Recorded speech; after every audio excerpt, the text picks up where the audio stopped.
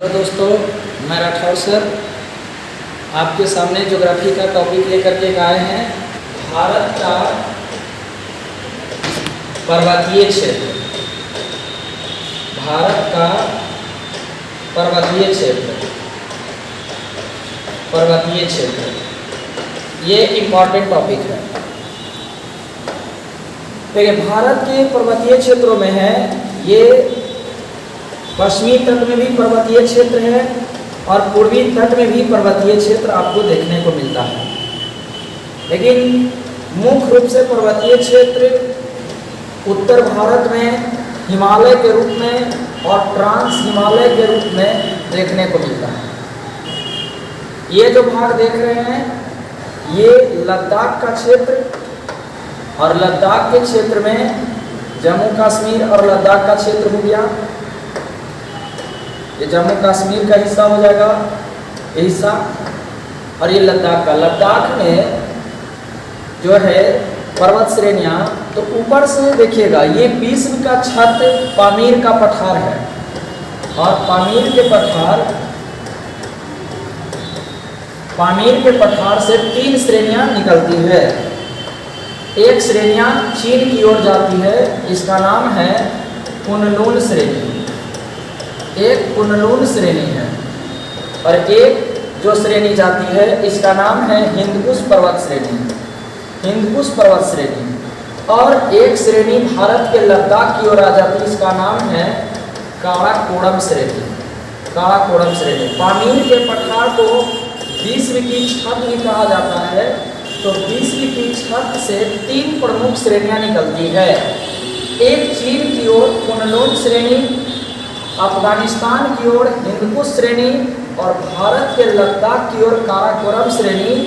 यही काराकोरम श्रेणी आगे थोड़ा सा टूट करके बना है, इसका नाम है कैलाश श्रेणी।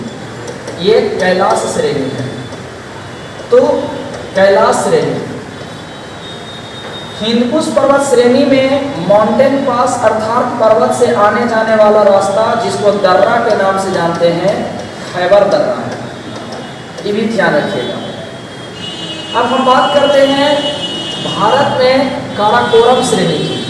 तो काराकोरम श्रेणी भारत में कहता है पामीर के पठार से निकलकर भारत में लद्दाख में पहुंचती है, और भारत की सबसे ऊंची चोटी इसी काराकोरम श्रेणी में, भारत की सबसे ऊंची चोटी केटू या गॉडविन ऑस्टिन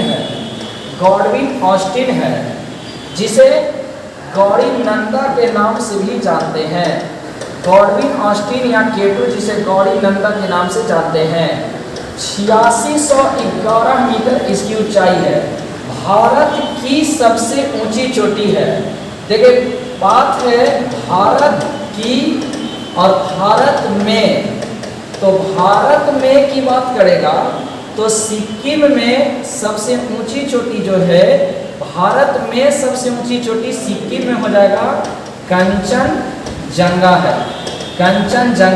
क्या लीजिएगा, 85-98 मीटर हो जाता है, कंचनजंगा है। भारत में सबसे ऊंची चोटी है, और भारत की सबसे ऊंची चोटी केटू या गॉडविन ऑस्टिन है। अब केटू या गॉडविन ऑस्टिन के बाद यहीं पर काराकोरम श्रेणी के समानांतर में 2 श्रेणियां चलती है। एक का नाम है लद्दाख श्रेणी जो बीच में है, और दूसरी श्रेणी का नाम है जॉस्कर श्रेणी। जॉस्कर श्रेणी कहता है कि यहाँ तिब्बत के क्षेत्र में एक झील है जिसका नाम है मानसरोवर, और मानसरोवर झील से एक नदी निकलती है जिसका नाम है सिंधु नदी। 1 मिनट, ये लद्दाख श्रेणी जो काराकोरम श्रेणी के नीचे ही जॉस्कर श्रेणी। तो देखिएगा, ये मानसरोवर झील, और मानसरोवर झील से एक नदी निकलती है। नदी जो है लद्दाख श्रेणी और जॉस्कर श्रेणी के बीच से हो करके ऐसे अरब सागर में आकर गिर जाती है, और इस नदी का नाम है सिंधु नदी है। ध्यान रखिएगा, सिंधु जल समझौता कहता 1959-60 में हुआ था, सिंधु जल समझौता, ये भी ध्यान रख लेना है। ये नदी जो है लद्दाख श्रेणी को, ध्यान दीजिएगा, लद्दाख श्रेणी को कहता है क्या कि गुंजी नामक स्थान पर बहुत ऊंचाई से, जैसे देखिएगा इधर से नदी आया और जो ये लद्दाख श्रेणी है, जब ऐसे आती है और ऐसे गिरती है तो गुंजी नामक स्थान पर ध्यान दीजिएगा, कहता है कि बहुत ही बड़े गड्ढा बना देता है और इस गड्ढे को गॉर्ज के नाम से जाना जाता है। एक बात ध्यान दीजिएगा कि जब कोई नदी किसी पर्वत श्रेणी को काटती है और गड्ढा बनाती है तो उसको गॉर्ज कहा जाता है। और भारत का सबसे बड़ा गॉर्ज यही सिंधु नदी लद्दाख श्रेणी को काटकर सिंधु नदी जो है भारत का विश्व का सबसे गहरा गॉर्ज जो 5200 मीटर गहरा है, भारत और विश्व का सबसे गहरा गॉर्ज गुंजी नामक स्थान पर बनाता है। अब अगला पॉइंट सुनिएगा, लद्दाख श्रेणी एक ऐसी श्रेणी है, इस श्रेणी में कहता है क्या कि लद्दाख श्रेणी में सबसे ऊंची चोटी जो है राकापोसी है। राकापोसी इसकी सबसे ऊंची चोटी है और इसकी सबसे खास विशेषता यह है कि राकापोसी चोटी जो है विश्व में सबसे ढाल वाली चोटी है।